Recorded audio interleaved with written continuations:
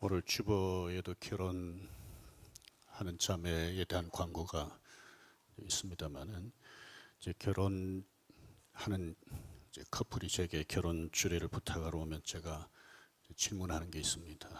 왜 수많은 형제 중에서 이 형제와 결혼하려고 그러느냐? 왜 수많은 자매 중에서 이 자매와 결혼하려고 그러느냐? 지난 금요일에도 한 커플이 왔습니다. 제가 같은 질문을 하면서 또 이렇게 말했습니다. 하나님께서 이 형제하고 결혼하라고 하나님이 꼭 집어서 말씀하시더냐? 하나님께서 이 자매하고 결혼하라고 하나님이 꼭 집어서 말씀하시더냐? 결국은 서로 이 사람과 결혼하기로 선택한 거 아니냐? 이 기준을 가지고 배우자를 선택합니다. 사람이 살면서 배우자를 선택하는 것만큼 중요한 선택이 어디 있겠습니까? 이렇게 결혼하고 나면 그 다음에 아무 결정이나 선택하지 않고 저절로 이렇게 흘러가는 대로 살아갑니까? 아니지 않습니까? 또 계속해서 결정하고 선택하면서 살아갑니다.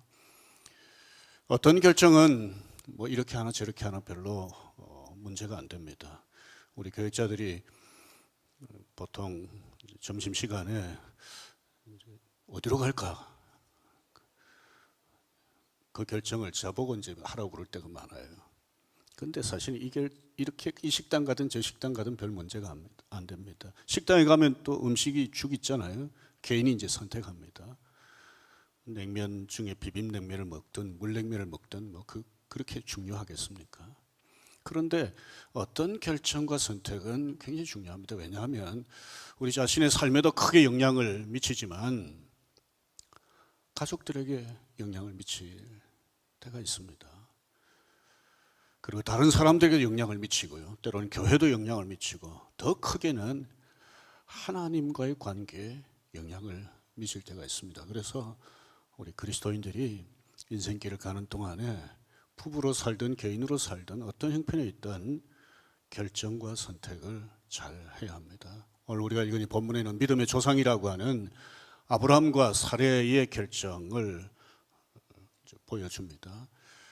이 부부의 결정을 통해서 오늘 저와 여러분들이 인생길을 가는 동안 어떻게 결정해야 될지 좀 배우게 됩니다. 10절 말씀을 보십시다. 그 땅에 기근이 들었으므로 아브라함이 애굽에 거류하려고 그리로 내려갔으니 이는 그 땅에 기근이 심하였더라. 여기 가나안 땅에 기근이 아주 심했다고 했습니다. 가나안 땅에 기근이 심했다는 건 좀 이상합니다. 왜 이상하다고 말씀을 드리는가 하면 하나님께서 아브라함을 선택하셨습니다. 아브라함이 하나님을 선택한 게 아닙니다. 하나님께서 아브라함을 가나안 땅으로 인도하셨습니다. 아브라함이 가나안 땅으로 가려고 가나안 땅을 선택한 게 아닙니다. 하나님께서 이 아브라함 사레 후손에게 크게 복을 주실 것이다. 이들을 통해서 많은 사람들이 또 복을 받게 될 것이다 라고 약속하셨습니다. 그리고 읽지는 않았지만 7절에 보면 가나안 땅에 들어왔을 때 하나님께서 아브라함과 사레에게 나타나서 이 땅을 너희 후손들에게 주겠다 말씀하셨습니다. 그러니까 이 땅이 얼마나 중요한 땅입니까? 아브라함은 너무 감사해서 하나님 앞에 그곳에 제단을 쌓고 처음으로 여호와의 이름을 불렀다고 했습니다. 이 가나안 땅이 굉장히 중요한 땅입니다. 그런데 이 땅에 기근이 심하게 들었습니다. 왜 이런 하나님이 인도하신 땅에 또 하나님을 순종함으로 하나님을 믿고 살았던 이 아브라함과 사레가 이 기근을 경험하게 하셨을까? 본문의 이유가 구체적으로 기록되어 있지 않습니다.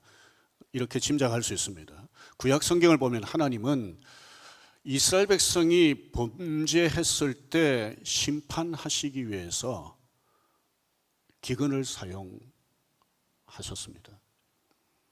또 자기 백성 이스라엘 백성의 영적인 어떤 성숙을 위해서 기근이나 고난을 사용하셨습니다. 하나님께서 이 아브라함 시대의 가난한 사람들, 그때는 하나님의 백성들이 아니었기 때문에 정확하게 어떻게 살았는지 알 수는 없지만 그 시대 가난한 사람들이 하나님 앞에 크게 범죄했기 때문에 소돔 고모라를 심판하시듯이 흉년으로 가나안 땅 사람들을 심판하셨기 때문에 기근을 만났을 수 있습니다. 그 땅에 있던 아브라함도 자연히 그 기근 가운데서 살 수밖에 없는 거죠. 아니면 아브라함이 이제 막 믿음의 걸음을 시작했는데 이 아브라함으로 하여금 더 하나님을 신뢰하고 믿음이 성숙되도록 하기 위해서 기근이라고 하는 이 시련을 사용했을 수도 있습니다. 많은 그리스도인들이 고백하잖아요. 고난이 참 힘들었지만 지나놓고 보니까 너무 감사하다고. 왜냐하면 그 고난 가운데 하나님께 더 가까이 나아갈 수 있었고 하나님을 경험할 수 있게 됐고 영적으로 성숙하게 되었기 때문이다. 그렇게 말하잖아요. 그래서 이 고난이 우리 그리스도인들에게, 하나님의 백성들에게 유익할 때가 있죠. 근데 지금 여기 이유를 알 수 없지만 어떤 이유를 가지고 가나안 땅에 기근을 허락하셨는지 알 수 없지만 하나님께 순종하고 하나님의 인도를 따라서 가나안 땅에 들어왔는데 지금 가나안 땅에 기근이 심해 있었습니다. 이런 심한 기근 가운데서 아브라함은 고민이 되지 않을 수가 없잖아요. 최근에 제 친구 한 명이 결혼 40주년을 기념해서 자녀 4명이 아버지 어머니에게 쓴 편지와 함께 결혼 생활에 의미 있는 사진들을 몇 장 올려놓았습니다. 결혼 40년을 함께 부부가 보낸다는 것, 가족이 함께 보낸다는 건 귀한 일이죠. 여러 가지 감사한 일들이 많이 있을 수 있잖아요. 다 특별한데요. 이 친구는 좀 특별합니다. 언젠가 한번 말씀드린 적이 있습니다만은 이 친구는 넷째가 3살 때 너무 간이 안 좋아서 병원에 입원했는데 병원에서 퇴원하라고 얘기를 했습니다. 병원에서 할 수 있는 게 없다고. 그러니까 의사는 가서 좀 잘 이제 죽을 준비하라 이런 뜻으로 지금 퇴원을 시킨 겁니다. 이 친구는 이제 집에 돌아왔는데 그냥 가만히 누워 있기만 해도 숨이 차서 헐떡거렸습니다. 누가 전화를 하면 막 운동하다가 전화 받는 것처럼 그렇게 상대방이 느낄 정도로 숨이 찼습니다. 3살짜리 딸이 유치원이라도 들어갈 수 있을 때까지 좀 살았으면 좋겠다. 그런 마음으로 하루하루를 보내고 있었습니다. 선교사로 떠나는 한 친구가 이제 이 누워 있는 친구를 찾아갔습니다. 내가 이제 선교사로 떠나면 이 친구가 죽었을 때 장례식에도 참석하지 못하겠다. 그런 마음으로 마지막 인사를 하듯 그렇게 인사를 하고 이제 떠날 정도였습니다. 그런데 이 친구가 결혼 40주년을 맞은 겁니다. 그리고 그 유치원 들어갈 때까지만 살았으면 좋겠다던 그 딸도 대학을 졸업하고 결혼하고 또 자녀를 낳았습니다. 그러니까 얼마나 감사한 일이에요. 기적 같은 하나님의 은혜죠. 오늘날 이 친구처럼 그리스도를 따르는 사람임에도 불구하고 여러 가지 시련을 당하는 사람들이 우리 주변에 많습니다. 다양한 형태의 고난이 그리스도인들 가정에 있습니다. 어떤 가정의 가장은 사업을 시작했는데 실패하고 또 실직을 당하기도 하고, 또 어떤 가정은 가족 중에 큰 병을 얻기도 하고 사고를 당하기도 하고, 또 어떤 가정에 보면 배우자가 외도를 하기도 하고, 어떤 가정의 자녀들은 공부에 여러 가지 어려움을 많이 겪고 취업도 잘 안 되고 결혼하고 싶은데 배우자를 잘 만나지도 못하고 여러 가지 어려움을 경험하게 됩니다. 우리 결혼식장에 가면 꽃으로 많이 장식을 해놓잖아요. 신랑 신부가 들어가는 그 통로에도 꽃을 이렇게 장식하고, 또 예배 마치고 나올 때 사람들이 꽃을 뿌리기도 하고, 말은 하지 않지만 꽃길만 걸었으면 좋겠다 그런 마음으로 축복할 때도 있잖아요. 그런데 결혼 생활이 꽃길만 걷는 게 아니지 않습니까? 좀 전에 말씀드렸던 것처럼 이런저런 예기치 않는, 때론 이유를 알 수 없는 그런 고난이 우리 부부에 있고 가정에 있고 우리 그리스도인의 삶 가운데 있습니다. 가나안 땅의 심한 기근이 가나안 땅 사람들의 죄에 대한 하나님의 심판 때문인지, 아니면 아브라함과 사라의 믿음을 더 성숙시키기 위해서 하나님이 허락하신 기근인지 이유를 알 수 없지만, 이때 아브라함이 어떻게 했느냐 하는 것이죠.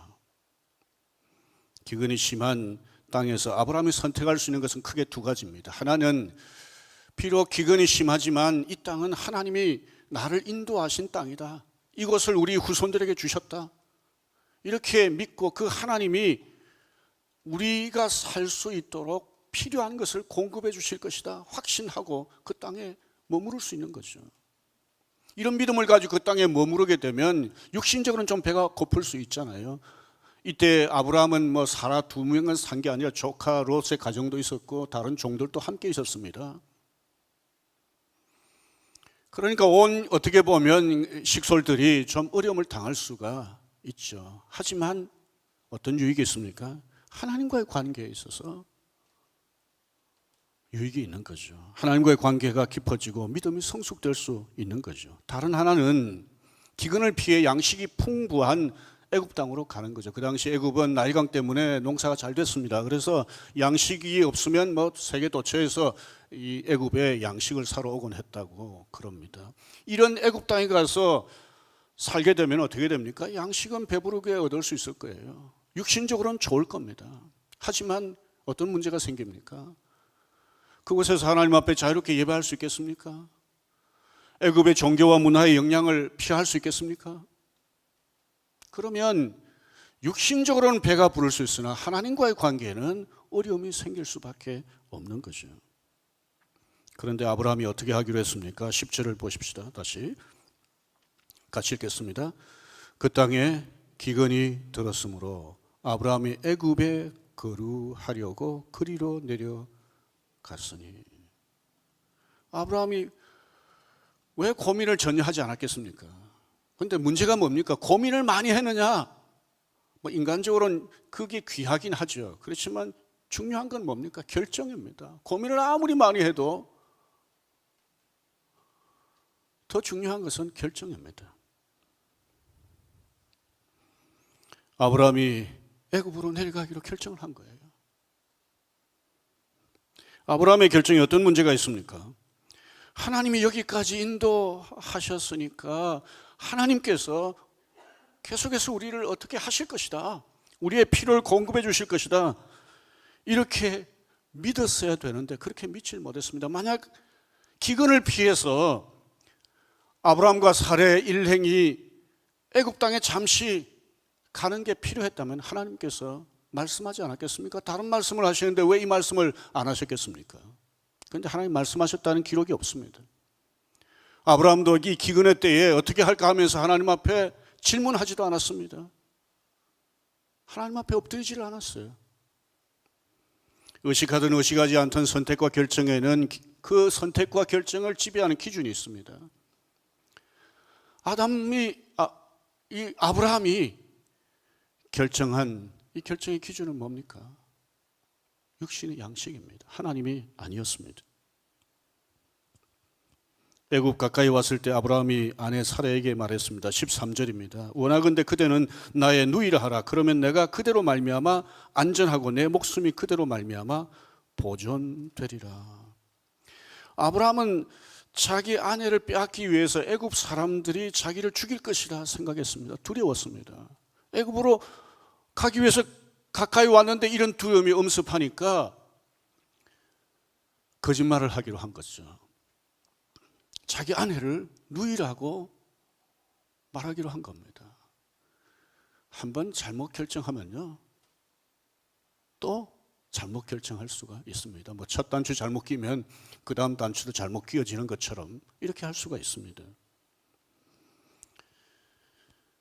누이라고 하면 애굽 사람들이 자신을 죽이지 않고 또 사라에게 아무 일도 일어나지 않겠습니까?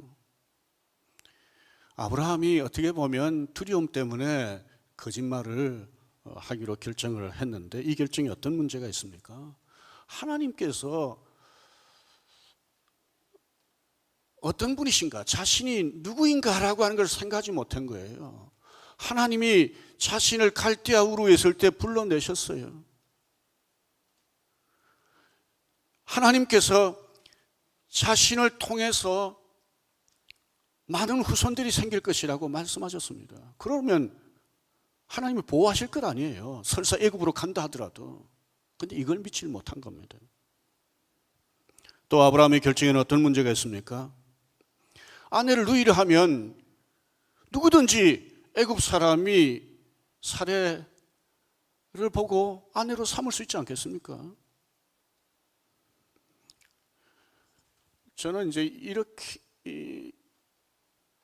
하는 이 아브라함을 보면서 제가 사례라고 그러면 굉장히 기분이 안 좋았을 것 같아요. 아니 도대체 이 남편이 어떻게 자기를 위해서 나보고 아내라고 하지 않고 누이라고 거짓말을 하려고 하는가?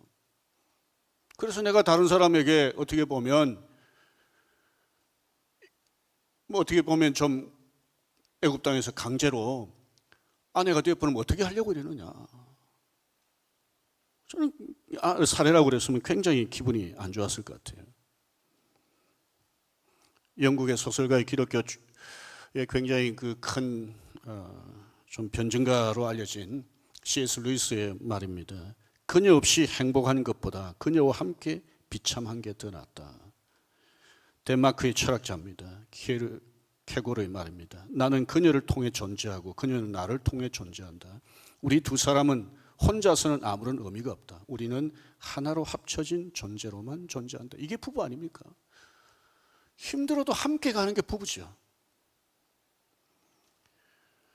둘이 하나인 채로 살아가는 것이 부부 아닙니까? 그런데 아브라함은 이 하나됨을 깨려고 했어요. 누구를 위해서요? 자기를 위해서. 굉장히 이기적이잖아요.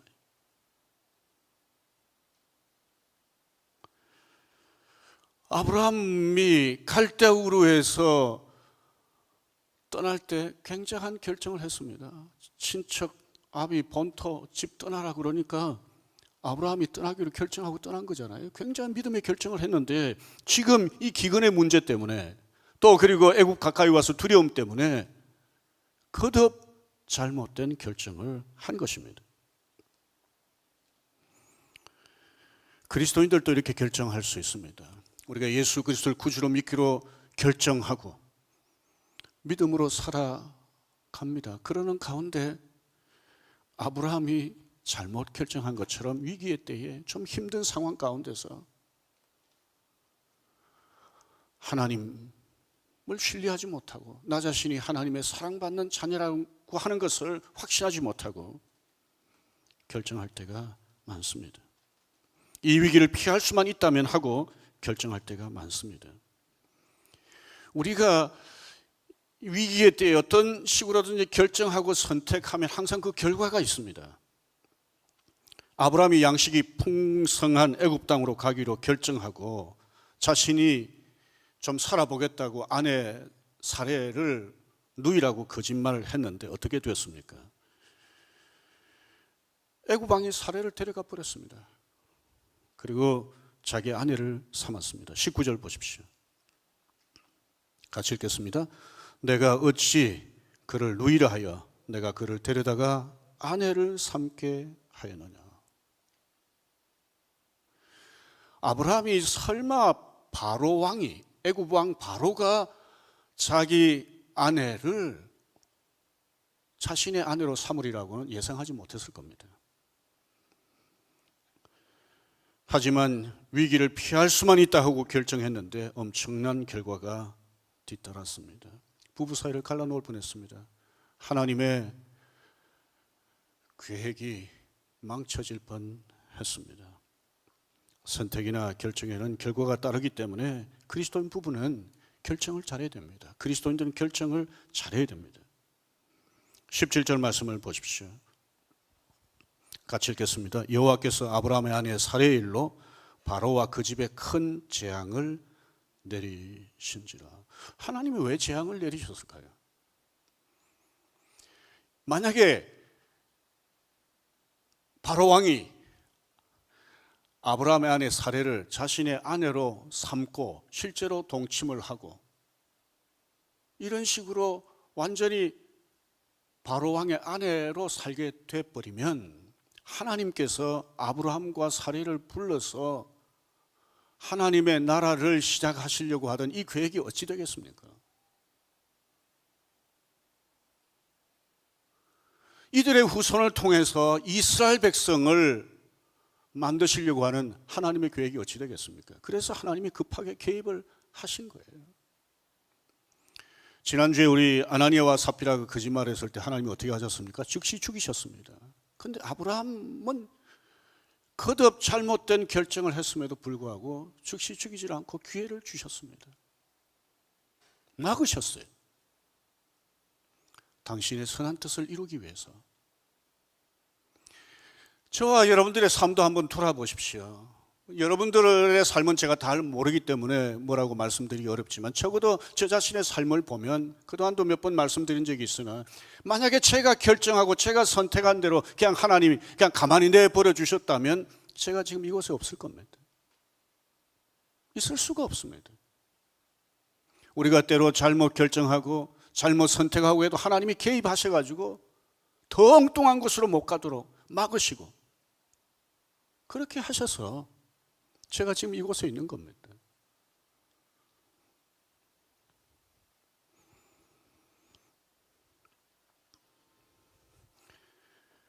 18절 말씀을 제가 읽겠습니다. 바로가 아브라함을 불러서 이르되 내가 어찌하여 나에게 이렇게 행하였느냐? 내가 어찌하여 그를 내 아내라고 내게 말하지 아니하였느냐? 애굽 왕 바로의 말이지만 이것은 사실 바로를 통해서 하나님이 말씀하신 거죠. 아니 왜 거짓말했냐 이거죠. 그런데 아브라함은 이 바로를 통해 말씀하시는 이 하나님의 책망을 바로 알아들었습니다. 어떤 사람은 하나님이 이 방식 저 방식으로 책망을 하셔도 못 알아듣잖아요. 그리고 계속해서 자기 갈 길로 계속 꾸역꾸역 가잖아요. 잘못된 결정, 잘못된 선택을 계속 유지하잖아요. 그런데 아브라함은 달랐습니다. 하나님이 책망하신다 이렇게 생각하고 바로가 놀래서 다 내보낼 때 어디로 갔습니까? 가나안 땅으로 돌아오되 어디로 가느냐 이거죠. 13장 4절을 보십시다. 같이 읽겠습니다. 그가 처음으로 제단을 쌓은 곳이라 그가 거기서 여호와의 이름을 불렀더라. 12장 7절과 8절 여호와께서 나타나신 그곳에 제단을 쌓고 처음으로 여호와의 이름을 불렀는데 그리고 또 이동하면서 그곳에서도 제단을 쌓고 여호와의 이름을 불렀는데 처음 제단을 쌓고 여호와의 이름을 불렀던 그곳으로 다시 돌아왔습니다. 탕자가 아버지께로 돌아오듯이 아브라함과 사레가 하나님께로 돌아온 거죠. 잘못된 결정의 자리에서 돌아온 겁니다. 애굽 왕이 아내 사레를 자기 아내로 삼으면서 여러 가지 재물을 많이 주었어요. 그게 중요한 게 아니잖아요. 하나님의 사람으로 다시 살 수 있게 된 겁니다. 하나님의 약속을 이어받을 수 있는 사람으로 살 수 있게 된 거죠. 하나님이 계획하신 대로 축복의 통로로 쓰임받을 수 있게 된 거죠.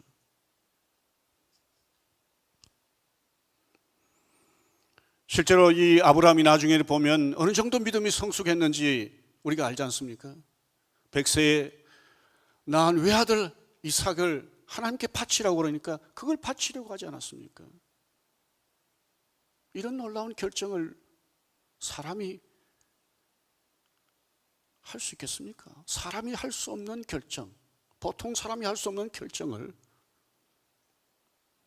아브라함이 한 것입니다. 아브라함이 처음 제단을 쌓고 여호와의 이름을 불렀던 그곳에서 다시 여호와의 이름을 부르며 새로 시작했던 것처럼 오늘 저와 여러분들이 아브라함과 사례처럼 잘못한 결정의 자리에 있다면 빨리 돌이켜야 됩니다. 하나님이 기회를 주셨을 때 빨리 돌이켜야 됩니다. 살아있는 동안 오늘 우리는 돌이킬 기회가 있는 거잖아요. 죽으면 더 이상 기회가 없습니다.